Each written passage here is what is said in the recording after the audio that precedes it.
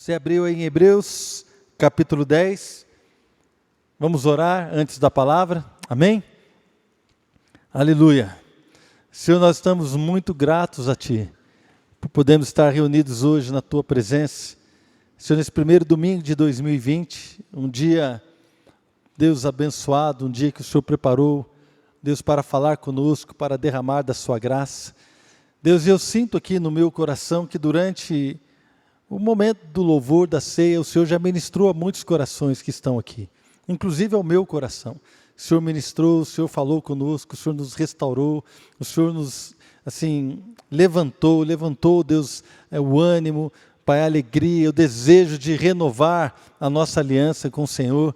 Pai, eu te agradeço por isso. E neste momento, nós oramos para que a Sua palavra possa também, Deus, falar aos nossos corações.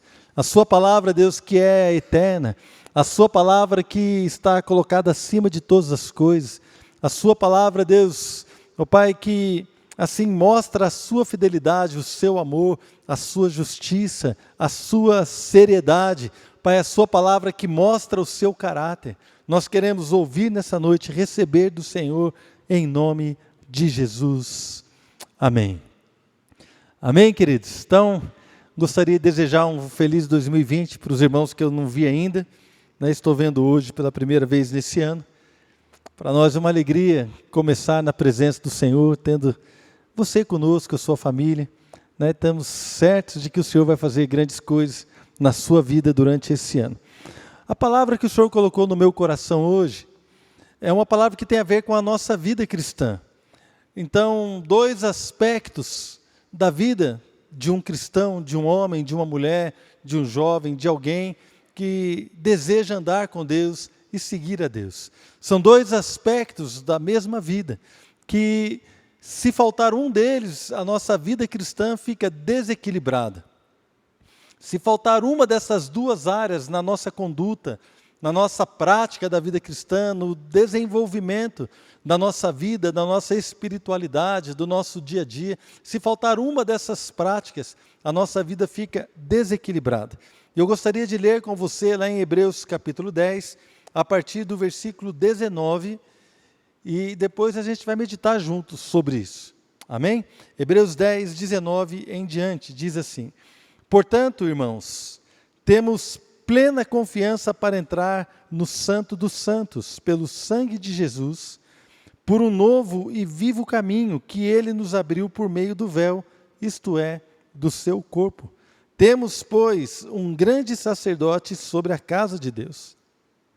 Sendo assim, aproximemo-nos de Deus com um coração sincero e com plena convicção de fé, tendo os corações aspergidos para nos purificar de uma consciência culpada e tendo os nossos corpos lavados com água pura. Apeguemo-nos com firmeza à esperança que professamos, pois aquele que prometeu é fiel. E consideremo-nos uns aos outros para incentivar-nos ao amor e às boas obras. Não deixemos de reunir-nos como igreja, segundo o costume de alguns, mas encorajemo-nos uns aos outros, ainda mais quando vocês veem que se aproxima o dia. Então, esse texto de Hebreus, ele contém aqui duas características, duas frentes da vida de uma pessoa que se propõe a andar com Deus. A primeira frente que eu identifico aqui, a primeira característica, é que nós podemos entrar no Santo dos Santos, na presença de Deus. Talvez para aqueles que não estão acostumados com a linguagem bíblica do Antigo Testamento, o Santo dos Santos era o santíssimo lugar onde ficava a Arca da Aliança no Antigo Testamento, cuja presença era proibida para qualquer pessoa comum. Então, naquele lugar entrava o sumo sacerdote uma vez por ano, para fazer expiação pelos pecados, e orava ali, apresentava os pecados, e tinha todo um ritual. Era proibido para qualquer pessoa entrar naquele lugar. Se uma pessoa entrasse naquele lugar, ela era morta, fulminada. Algumas pessoas morreram por isso. Então, é uma linguagem que fala que o Santo dos Santos é exatamente onde está a presença manifesta do Deus Todo-Poderoso. É onde está a presença de Deus, no trono, diante do trono do Senhor. Esta é a linguagem metafórica que o escritor de Hebreus está usando neste texto. Nós podemos entrar então, porque o novo e vivo caminho foi ali pelo sangue do Senhor, o sangue foi derramado, o véu foi rasgado. O véu, havia um véu muito grosso que separava o santo lugar, o santíssimo lugar do santo lugar. Então, todos os sacerdotes entravam ali no santo lugar, mas na presença da arca, não, havia um véu que separava. Então, quando Jesus morreu, a sua carne foi rasgada, o véu foi rasgado, então nós podemos entrar hoje, não existe mais um véu que nos proíbe de estar na presença do Senhor, ao contrário, o Senhor nos convida, através desse texto, a entrarmos na presença dEle. De fato, quando o apóstolo Paulo escreveu aos Efésios, na sua oração, ele fala assim, eu me ajoelho diante do Pai. Paulo estava preso, mas ele fala assim, olha, então eu me ajoelho na presença do Pai. Então Paulo entendeu que quando ele se ajoelhava para orar, ele estava na presença de Deus. Não há mais separação, agora não, porque Jesus, Ele levou sobre si o nosso pecado, o seu sangue nos purifica de todo pecado. Então nós podemos entrar na presença do Senhor.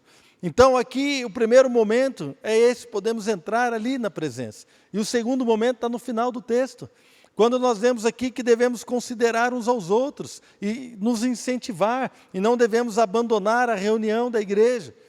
Então um momento, irmãos, é um momento de intimidade com Deus. O momento é um momento onde eu estou com Deus diante do meu Pai. Eu e Ele estamos juntos ali, eu me aproximo de Deus, eu entro no Santo dos Santos, eu me aproximo de Deus, tenho liberdade para estar diante daquele que me ama, daquele que tem todo o poder para mudar a minha história. É um momento de intimidade com Deus. E um outro momento, irmãos, é um momento de comunhão com o seu corpo, com o corpo de Cristo, que é o quem, irmãos? O corpo de Cristo é a igreja. É um momento de comunhão. Se eu estou com Deus, mas eu não tenho comunhão com o corpo, a minha vida cristã, espiritual está desequilibrada. Se eu tenho muita comunhão com a igreja, com as pessoas, com os irmãos, mas eu não tenho comunhão com Deus, eu não tenho o meu momento de intimidade com Deus, a minha vida está desequilibrada. Eu preciso equilibrar a minha vida, estar com Deus, mas também estar com os irmãos. Amém, queridos? Então, primeiro momento, vamos lá. Me acompanhe aí, entrando no Santo dos Santos, como diz o escritor de Hebreus. Então, o primeiro momento, queridos, é o momento onde nós entramos no Santo dos Santos. Lá em Hebreus capítulo 10, versículo 19, ele fala assim, olha, nós temos confiança para entrar no lugar santíssimo. Temos confiança para entrar ali neste lugar, onde está a presença de Deus. Irmãos, na verdade, o escritor de Hebreus já falou sobre isso no capítulo 4. E aqui ele volta a falar nisso, nesse assunto de nós precisarmos entrar com confiança na presença do Senhor. Lá em Hebreus capítulo 4, versículo 14, diz assim, portanto, vamos esperar aí chegar ao versículo, Hebreus 4, 14. Não é? Portanto, visto que temos um grande sumo sacerdote que adentrou os céus, Jesus, o Filho de Deus, apeguemo-nos com toda a firmeza à fé que professamos, pois não temos um sumo sacerdote que não possa compadecer-se das nossas fraquezas, mas sim alguém que, como nós, passou por todo tipo de tentação, porém sem pecado. Assim sendo, aproximemo-nos do trono da graça com toda a confiança, a fim de recebermos misericórdia e encontrarmos graça que nos ajude no momento da necessidade. Irmãos, esse texto é maravilhoso. Esse é um texto maravilhoso. Outra versão diz que nós devemos entrar na presença do Senhor para encontrar socorro para o momento oportuno. Ou aqui para conseguir ajuda no momento da necessidade. Nós podemos entrar na presença do Deus Criador de todas as coisas. Nós podemos entrar na presença de um Deus que nos ama. Nós podemos entrar na presença de um Deus que se importa conosco.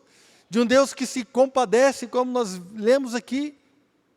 Jesus, Ele se compadece, Ele conhece o nosso sofrimento, Ele conhece a nossa luta, Ele conhece, irmãos, como somos, sabe a nossa natureza, Ele esteve em carne, foi tentado em todas as coisas, não pecou, mas Ele foi tentado, a mesma tentação que eu e você sofremos, Ele sofreu todas elas. Ele sofreu, irmãos, e Ele venceu. Por isso Ele foi um sacrifício perfeito, o Cordeiro de Deus que tira o pecado do mundo. Ele venceu. Mas Ele se compadece de nós, e aqui o escritor ele fala assim, olha, nós podemos entrar na presença de Deus para conseguir socorro no momento, para conseguir ajuda no momento de necessidade. Agora eu gostaria, irmãos, que você fechasse seus olhos por um minuto. E eu estava aqui durante o louvor e Deus ministrando ao meu coração. Cantamos várias músicas que Ele é incomparável, que não existe Deus como Ele, não há outro Deus igual a Ele, que Ele é o melhor, que Ele é o maior, que Ele é o incomparável Deus, o Deus todo-poderoso, santo, digno de louvor, e nós estamos cantando aqui, irmãos, Deus não muda, Deus continua sendo digno, apesar das nossas dificuldades, apesar das nossas lutas, apesar das nossas vitórias, Ele é digno de louvor, Ele é digno de adoração, Ele é Deus, e Ele é bom em todo o tempo, Deus é amor, como diz a palavra. Irmãos, esse ano, agora nós estamos no verão, daqui a pouquinho vem o outono, depois, irmãos, vem o inverno, aí vem a primavera, depois vem o verão de novo. Pode abrir o olho. Nós estamos aqui, irmãos, de manhã estava sol, na hora do almoço estava sol gostoso, de tarde está chovendo. Agora eu nem sei como é que está lá fora, se está chovendo ou não. Mas outro dia eu passei ali no anel viário da cidade, olhei para a lua estava linda, irmãos, uma lua maravilhosa, a lua crescente. Toda vez que eu vejo a lua crescente, eu lembro da música do pastor Fabiano, eu vejo o teu sorriso no luar. Romântico, né, assim, bonito, né? Poético. Todas as vezes que eu vejo a lua crescente, eu lembro dessa canção, os meus olhos não podem te ver, mas eu posso ver nas estrelas, eu posso ver o teu olhar e o teu sorriso no luar. Não parece a lua crescente, mas parece um sorriso no céu. É lindo. E eu vejo, então, mas tem dia que você olha, a lua está cheia. Tem dia que você olha e não tem lua, irmãos. Os dias mudam, amém? As situações mudam. Tem dia que chove. Outro dia eu fui no Lava Rápido do irmão lá, estava chovendo, já faz um tempo, eu lembro que estava chovendo, e aí, como é que está? Eu dei folga para o funcionário, porque ninguém vem lavar o carro quando chove. Assim é mesmo, irmão, não tem, é difícil. Mas quando dá sol, irmão, aí fica bombando, o pessoal vai lá lavar o carro no Lava Rápido do irmão, é uma bênção. Então tem dia que muda, tem dia que chove, tem dia que faz frio, tem dia que faz calor, tem dia, irmão, que cai tempestade, tem dia que não acontece nada, tem dia que tem lua, tem dia que não tem, os dias mudam, as situações mudam, tem dia que você tem dinheiro no bolso, tem dia que você não tem, irmãos. Tem dia que você tem condição de comprar algo, tem dia que você não tem condição de comprar aquilo. As situações mudam, os tempos mudam, as estações mudam, mas só tem uma coisa que não muda. O Deus que te ama jamais vai deixar de te amar. Ele está conosco o tempo todo. E esse ano, irmãos, não será diferente. Não será diferente. E esse Deus nos fala assim, olha, entra com confiança. Irmãos, e a confiança que temos não é a confiança das nossas atitudes. A confiança que temos não é a confiança na nossa santidade. A confiança que temos não é a confiança que adquirimos porque fizemos algo bom. Como aquela criança que chega para o Papai Noel no shopping e fala assim, eu fui bonzinho esse ano, e pede ali um presente. A nossa confiança não está nessa, irmãos. Senhor, eu fui bonzinho hoje. Não, a nossa confiança está que o sangue do Senhor Jesus está sobre nós. Essa é a nossa confiança, na justiça dEle que veio sobre nós. No amor dEle que está sobre nós. Na libertação dEle que alcançou a nossa vida, que faz toda a diferença. Então Ele nos chama à intimidade. Ele nos chama, irmãos, à intimidade com Ele. Abre as portas da sua sala do trono, do Santo dos Santos, um lugar, irmãos, maravilhoso, onde nós podemos entrar ali e falar com Deus. É isso que Ele faz, é isso que Ele nos convida, um momento de intimidade. Ali, na presença do Senhor, irmãos, nós recebemos propósito para a nossa vida. Na presença de Deus, a gente começa a orar e fala assim: Deus, você já conversou com alguém que não tem propósito, irmãos? O cara não sabe por que ele está aqui, ele não sabe o que ele está fazendo, a pessoa começa a ficar depressiva. Eu não sei por que eu vivo, eu não sei por que isso, porque a depressão vem e a pessoa não tem propósito, não tem mais alegria na vida. Na presença de Deus, nós recebemos o propósito para amar outras pessoas, para servir a Deus. Na presença do Senhor, recebemos revelação da sua palavra. Na presença do Senhor, recebemos revelação do seu amor. Na presença do Senhor, irmãos, nós recebemos dEle, recebemos força, recebemos graça, recebemos socorro, somos socorridos. Somos socorridos. Irmãos, é maravilhoso, queridos. Quando alguém te estende a mão para te ajudar, quando alguém te estende a mão para te levantar, quando alguém está com você, é maravilhoso, irmãos, receber socorro. Imagina receber o socorro de Deus, que vai te ajudar a ser um bom pai, que vai te ajudar a ser uma boa mãe, que vai levar com que você possa viver todos os seus sonhos, os seus propósitos nesse ano, não apenas nesse ano, mas durante toda a sua vida. Então o convite é esse: venha à presença do Senhor. Entre na presença do Senhor, para receber graça, para receber socorro, para receber ajuda num tempo de necessidade. Irmãos, todos nós vamos ter necessidade de Deus, todos nós temos, porque corremos para um lado para o outro, devemos correr ali para a presença do Senhor. E o segundo ponto que eu queria falar, o primeiro ponto é que nós somos chamados a uma vida de intimidade com o Senhor, eu e Deus. Mas também, irmãos, naquele mesmo texto de Hebreus capítulo 10, lá no versículo 24, Hebreus 10, 24, diz assim: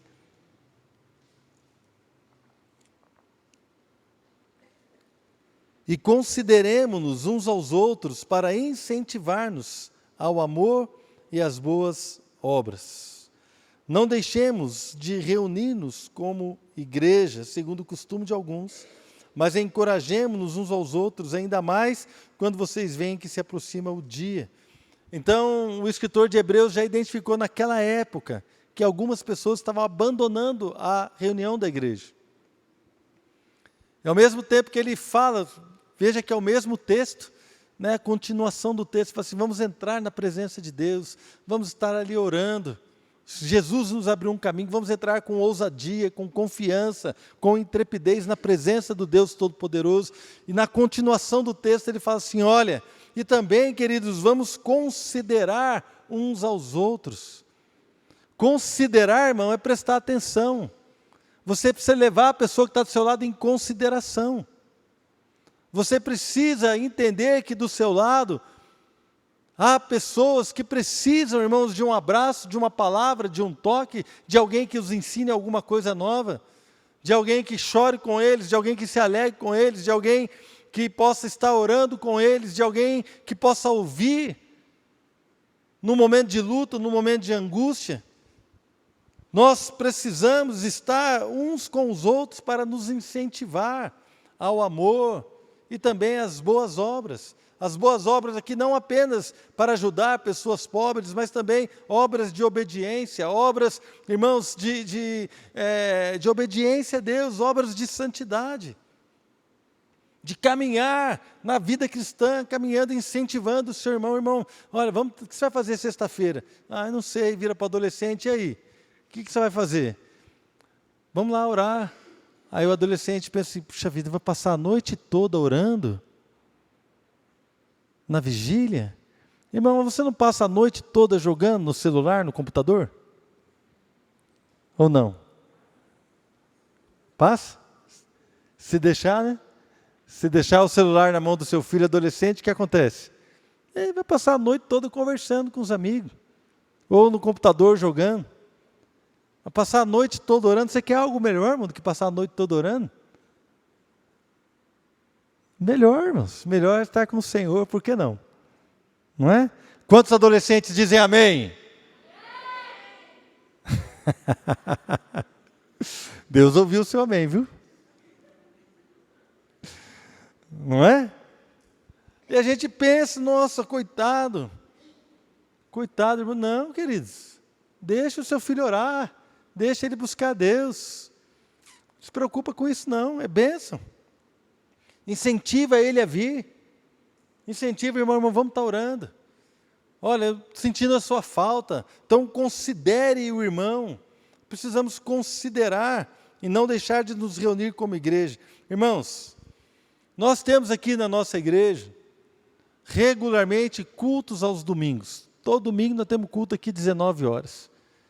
Temos a nossa reunião na sexta-feira, que agora nós estamos num período de oração, que também é uma reunião de estudo da palavra, mas nesse tempo o Senhor falou conosco, nós estamos orando toda sexta-feira, né, das 8 horas em diante. Então temos essas reuniões. Temos também os nossos grupos de relacionamento, que estão de férias, mas vão voltar em fevereiro.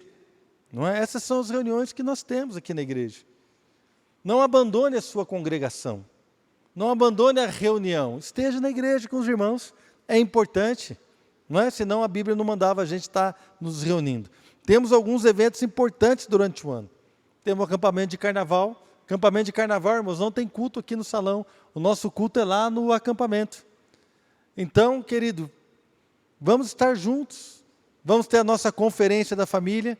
A primeira data que nós estamos trabalhando é dia 31 de julho, que é uma sexta-feira, e 1º de agosto, que é um sábado.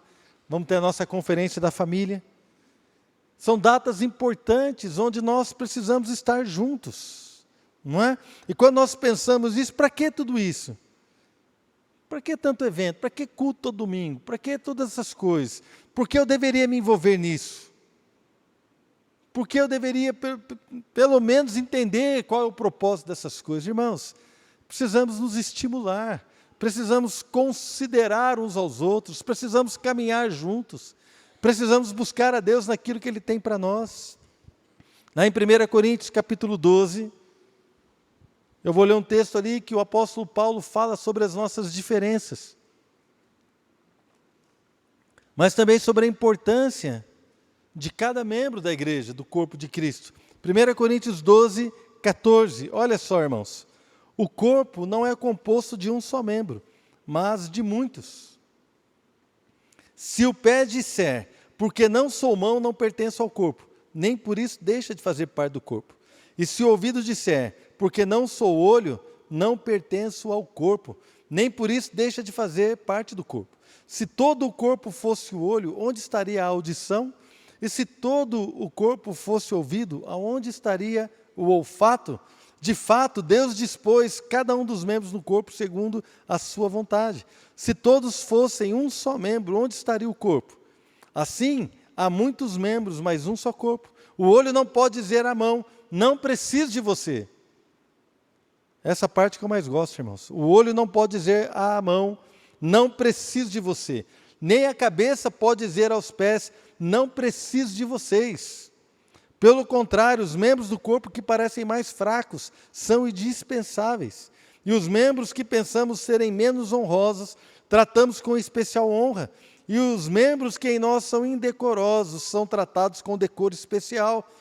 Enquanto os que em nós são decorosos não precisam ser tratados de maneira especial. Mas Deus estruturou o corpo, dando maior honra aos membros que dela tinham falta, a fim de que não haja divisão no corpo, mas sim que todos os membros tenham igual cuidado uns pelos outros. Quando um membro sofre, todos os outros sofrem com ele. Quando um membro é honrado, todos os outros se alegram com ele. Então veja, irmãos, que o corpo ele tem diferenças. Somos pessoas diferentes. É isso que Paulo está dizendo. Mas nós não podemos dizer, eu não preciso de você. Quando você não faz nem questão de entender o que é um grupo de relacionamento, quando você não faz nem questão, nem cogita a possibilidade de estar no acampamento de carnaval, A gente está aqui falando, está avisando, está chamando a igreja para estar, mas de repente você nem cogita a possibilidade de estar no acampamento de carnaval, porque de alguma maneira você no seu coração não gosta de bagunça, né? Você não gosta de pegar fila para almoçar, você não gosta de pegar fila para tomar banho, você não gosta de dormir fora da sua casa, então você nem cogita a possibilidade de pensar no assunto de ir para um acampamento. Em outras palavras, irmãos, nós estamos dizendo assim: eu não preciso de vocês. Eu não preciso de você. Você nem cogita a possibilidade de estar num grupo de relacionamento. Sabe o que você está dizendo com essa atitude? Na verdade, eu não preciso de vocês. Eu venho aqui no culto, eu canto com a equipe de louvor, eu escuto a palavra, eu vou embora, mas eu não preciso de vocês. Mas não é essa a igreja que nós sonhamos construir, irmão. A igreja cristã bíblica, nós não sonhamos em construir uma igreja de auditório, onde você senta e assiste uma banda tocar e um pastor qualquer pregar. Não é isso que nós queremos ser amigos, nós queremos ser irmãos, nós queremos caminhar lado a lado com você. Amém, irmãos? Nós queremos chorar com aqueles que choram, nós queremos nos alegrar com aqueles que se alegram. A Bíblia diz que quando um membro sofre, todos sofrem. Nós tivemos aqui, irmãos, o café da manhã em dezembro, que foi o último café da manhã, né, dos grupos de relacionamento, onde tivemos aqui testemunhos. Então, algumas pessoas dando testemunho de situações que passaram, que sofreram, e que o grupo esteve ali com elas, abraçando, chorando junto, e depois se alegraram juntos. Há pessoas que abriram a sua casa para receber o grupo, dando testemunho da alegria de receber os irmãos. Vidas sendo abençoadas. Tivemos aqui uma equipe de louvor formada apenas por aqueles que tocam nos grupos de relacionamento. Foi uma bênção, irmãos. Foi gostoso, foi maravilhoso ver o que Deus está fazendo em cada casa, em cada lugar, na vida de cada um, aquilo que Deus está fazendo. Mas nós muitas vezes achamos que está tudo bem, mas a nossa vida pode estar desequilibrada. Se estamos com Deus, mas não estamos com a igreja, se estamos apenas com a igreja, mas não estamos numa vida íntima com o Senhor, recebendo dele direção, graça, poder, unção, ousadia, propósito, nós estamos desequilibrados, e o que o Senhor quer para nós é uma vida equilibrada. É uma vida equilibrada. Olha, então, outra situação, por que a pessoa não vai? Porque ela subestima a importância dela. Uma coisa que você acha que o irmão tem para dizer para você não é importante, então você fica na sua casa assistindo talvez aquela série, aquela novela que você gosta. Então você não precisa ir lá, porque o que o irmão vai falar não é importante. Outra coisa é que você acha que você não é importante. Então se eu não for lá, ninguém vai sentir falta. Se eu não participar do acampamento de carnaval, ninguém vai sentir falta. Se eu não participar de um grupo de relacionamento, ninguém vai sentir falta.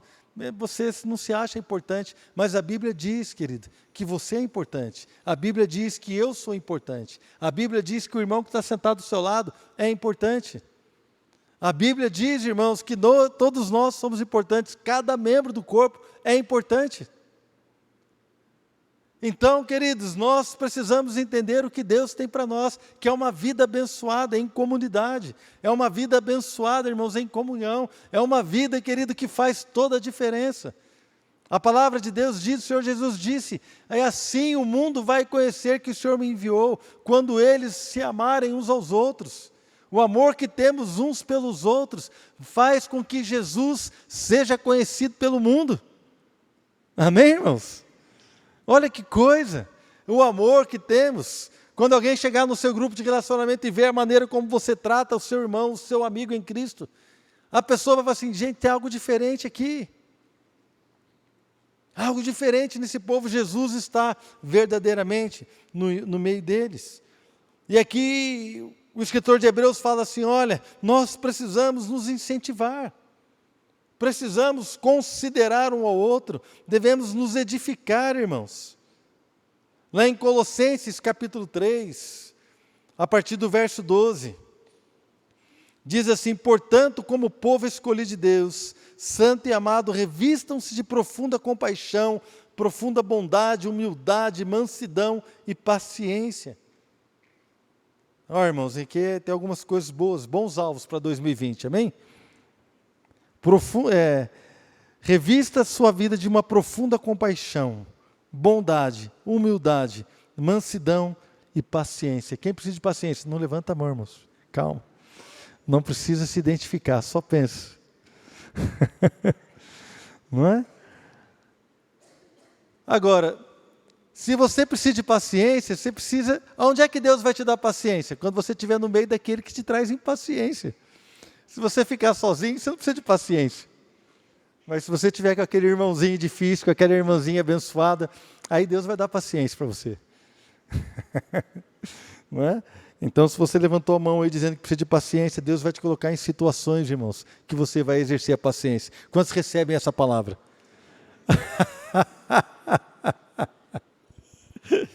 Ai, Jesus amado. Suportem-se uns aos outros e perdoem as queixas que tiverem uns contra os outros. Perdoem como o Senhor lhes perdoou. Irmão, ter paciência, persistir, perdoar uns aos outros, da mesma forma que o Senhor nos perdoou. Versículo 14. Acima de tudo, revistam-se do amor, que é o elo perfeito. Que a paz de Cristo seja o juiz em seus corações, visto que vocês foram chamados a viver em paz, como membros de um só corpo. Sejam agradecidos. Habite ricamente em vocês a palavra de Cristo. Ensinem e aconselhem-se uns aos outros, com toda a sabedoria, e cantem salmos, hinos e cânticos espirituais, com gratidão a Deus em seus corações. Aconselhem-se uns aos outros. Aqui tem um sentido, irmãos, de animar, de fortalecer, de corrigir, aconselhar um ao outro. É liberar uma palavra, querido, é fortalecer o irmão, é estar junto dele, é considerar uns aos outros, é você prestar atenção na pessoa que está perto de você. É você, de repente, irmãos, entender que há alguém na igreja que precisa de um toque, de um abraço seu. De repente, você mesmo precisa desse abraço. É entender, irmãos, que a nossa vida vai muito além de nós. É entender, irmãos, que o Senhor nos colocou num lugar onde nós somos importantes, onde você é importante. Você não pode, querido, ignorar aquilo que Deus colocou na sua vida. E se isolar, a Bíblia diz lá em Provérbios, aquele que se isola, ele se revolta, se rebela contra a verdadeira sabedoria. Não há sabedoria em se isolar, né, porque você se acha melhor ou porque você se acha pior. Qualquer uma das situações nos leva ao isolamento, nos leva a ter uma vida onde, olha, quer saber de uma coisa? Eu não quero que ninguém se meta comigo, eu não preciso de conselho. Se conselho fosse bom, a gente vendia, a gente não dava. Eu não preciso que ninguém me aconselhe. Eu sei exatamente o que eu vou fazer. Eu sei exatamente o que é da minha vida. Ninguém paga minhas contas.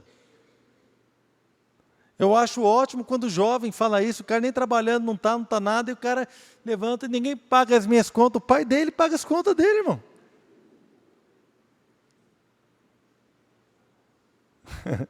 As pessoas falam sem pensar. Coisa mais feia que tem é quando o adolescente vira para o pai e fala assim, eu não pedi para nascer. Coisa feia, irmãos.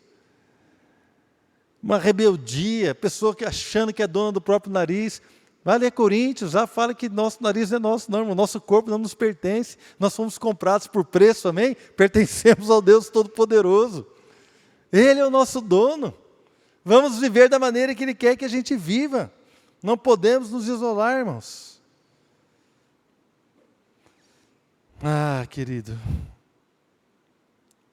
a vida cristã, ela abrange essas duas frentes. Entrar na presença de Deus, ser íntimo do Senhor e participar dessa reunião do corpo. Prestar atenção nas pessoas, considerar as pessoas, animar as pessoas, ser animado pelos irmãos, andar junto. Ninguém pode se isolar, ninguém deveria se isolar. Lá em Mateus capítulo 22, versículo 37... Quando perguntaram para o Senhor Jesus qual era o principal mandamento, quem lembra a resposta dele? Mateus 22, 37, respondeu Jesus, ame o Senhor, o seu Deus, de todo o seu coração, de toda a sua alma e de todo o seu entendimento. Este é o primeiro e maior mandamento. Ame o Senhor de todo o seu coração, de toda a sua alma, de toda a sua força, com todo o seu entendimento. Ame o Senhor, este é o primeiro e maior mandamento. Ou seja, entre na presença do Senhor. Aquele que ama entra na presença de Deus. Desfruta da sua presença, conhece as suas promessas. conhece o seu caráter, busca a Deus com alegria, tem tempo para ler a palavra, irmãos, tem tempo para estar na presença de Deus, buscando a sua face, adorando a Deus com gratidão no seu coração. Ele entra no Santo dos Santos, ele entra ali no Santo dos Santos. É o momento de amar a Deus sobre todas as coisas. É o momento de amar a Deus sobre todas as coisas. É o momento de estar na presença do Senhor. Querido, é o momento onde você vê que Deus te ama apesar das suas falhas, apesar das suas dificuldades, apesar, irmãos, das suas lutas. É o momento que Deus te ama. É o momento que Deus, querido, toca na sua vida, que revela para você tudo que você precisa. Esse é o momento de Deus. É o momento de intimidade, amar a Deus sobre todas as coisas. Mas Jesus continuou falando.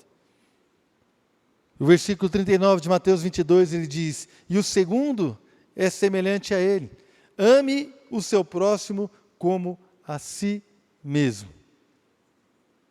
Ame o seu próximo como a si mesmo. Irmãos, ame as pessoas como você mesmo. Esse é o mandamento. O primeiro é amar a Deus sobre todas as coisas. O segundo é amar o próximo como a si mesmo. Irmãos, então nós olhamos aqui também, quando Jesus disse, é o resumo daquilo que nós vemos lá em Hebreus. Entrar na presença do Senhor e jamais abandonar a nossa congregação, abandonar a reunião, jamais abandonar. Não importa, irmãos, o que as pessoas dizem, não importa o que você mesmo pensa. A palavra diz que nós somos importantes, que você precisa amar as pessoas como você ama a si mesmo. Não importa. Podemos entrar na presença do Senhor e receber socorro. E podemos e devemos socorrer as pessoas que estão ao nosso lado. E receber socorro das pessoas também. Por que não? Amém? Queria que você fechasse os teus olhos, deixasse o Senhor ministrar o teu coração. Amém, queridos? O que Deus tem para fazer na nossa vida é algo grandioso. Mas nós não podemos, como diz a palavra, não podemos ignorar aquilo que Deus nos ensina através das suas Escrituras. Há coisas importantes, irmãos, na vida do cristão. Estar na presença de Deus é imprescindível, é importante, você e eu precisamos estar. É ali que nós vamos receber força, socorro, graça. É na presença do Senhor. Irmãos, e também, queridos, estar juntos como igreja. É assim que o Senhor tem nos chamado para viver. É assim que o Senhor quer nos fortalecer durante a nossa caminhada. É dessa forma, irmãos, que nós recebemos do Senhor tudo aquilo que Ele tem para nós. É dessa forma que você vai viver todo o propósito que Deus tem para você. Você não pode viver sozinho. Você não deveria viver sozinho. Você deveria viver com o Senhor. E também, irmãos, junto com o seu irmão. E a primeira coisa que eu sinto que Deus quer fazer é restaurar famílias. Quando a palavra de Deus fala, consideremos-nos uns aos outros, devemos considerar uns aos outros. Talvez aqui há famílias que o marido não sabe a luta que a esposa está tendo. A esposa não sabe a luta que o marido está tendo. Os pais não sabem a luta que os filhos estão passando.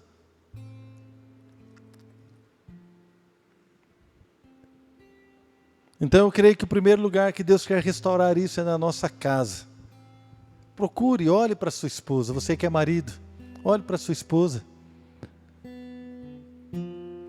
Veja se há algo que você pode fazer por ela. Veja se você tem estado atento às suas lutas, às suas questões. Você, esposa, também olhe para o seu marido. Olhe para ele, considere o seu marido. Será que ele está feliz? Será que ele vê em você alguém que o apoia? Pais, se você tem filhos, olhe para os seus filhos. Será que eles estão supridos no amor, na graça de Deus? Será que eles estão sendo encorajados à vida cristã? Você que é pai, você encoraja o seu filho a vir na vigília? Talvez o seu filho fale para você, se você quer que eu vá na vigília, mas você não ora. Então, meu irmão, minha irmã, é hora de você começar a orar, para não escutar esse tipo de coisa. Agora, você que é adolescente, não fale isso para o seu pai, nem para sua mãe. Vem aqui na vigília e olhe por ele. Não é? Então, queridos, é um momento de Deus restaurar. Eu quero orar pelas famílias para que haja restauração. Senhor, eu oro para que haja restauração. Que o marido possa olhar para a esposa e seus filhos. Oh Deus, que a esposa também possa orar para o seu marido, para os filhos, se for o caso. Oh Deus, e que haja restauração nas famílias. O primeiro lugar para considerar o próximo é na nossa casa. Oh Deus, menos celular, menos televisão. Oh Deus, menos computador. Deus, menos estas coisas que têm roubado o nosso tempo. Tem roubado, Pai, a nossa comunhão. Deus, eu quero clamar ao Senhor para que o Senhor nos leve como igreja a um novo nível. Deus, um nível de intimidade contigo, também um nível, Senhor, como, ó Pai, homens e mulheres que amam o Senhor, e vai, ó Deus, um grupo de homens e mulheres que vai caminhar, Senhor, alcançando tudo aquilo que o Senhor tem para nós como igreja. Pai, eu quero declarar sobre cada um novo tempo, um 2020 abençoado, um tempo, Deus, de bênção, de crescimento, de ousadia. Oh Deus, um tempo, Senhor, onde aquilo que ficou para trás, as nossas falhas, os nossos erros, Pai, as nossas incapacidades, os nossos fracassos, estão sendo cobertos pelo sangue do Senhor Jesus. E daqui para frente, Deus, há um novo tempo, uma nova oportunidade. E eu quero liberar, Deus, como pastor, uma palavra para que haja bênção sobre a vida de cada um, em nome de Jesus. Quero convidar você a ficar de pé, querido.